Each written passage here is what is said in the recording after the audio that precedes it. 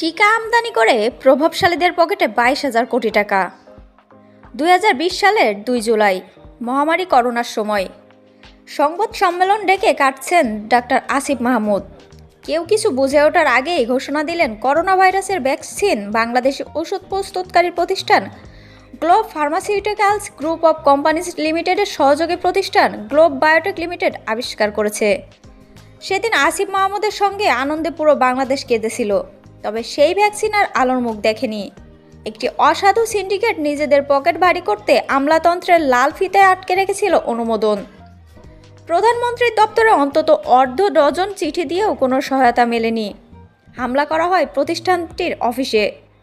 গবেষকদের দেওয়া হয়েছিল হুমকিও।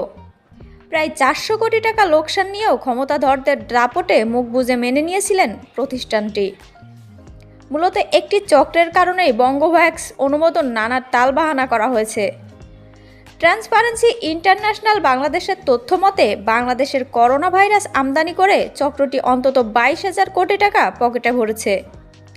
চক্রটি তাদের পকেট ভারী করতেই মূলত বাংলাদেশে আবিষ্কৃত করোনা ভ্যাকসিনের অনুমোদন পেতে প্রভাব খাটিয়ে গড়িমসি করেছেন।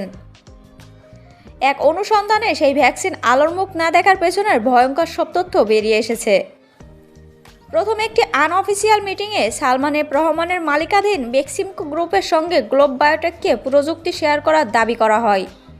বেক্সিমকো ও গ্লোব বায়োটেক মিলে জয়েন্ট ভেঞ্চারে বঙ্গভ্যাক্স বাজারজাত করার কথা বলেন সালমান এফ রহমান। প্রথমে তাতে সায় দেননি প্রতিষ্ঠানটি। বিষয়টি নিয়ে সমাধানের জন্য বিভিন্ন মাধ্যমে সালমান এফ রহমানের সঙ্গে আলাপ আলোচনা চলছিল গ্লোব বায়োটেকের। এর মধ্যেই ভারতের সেরাম ইনস্টিটিউটের সঙ্গে বেক্সিমকোর একটি চুক্তি হয়ে যায়।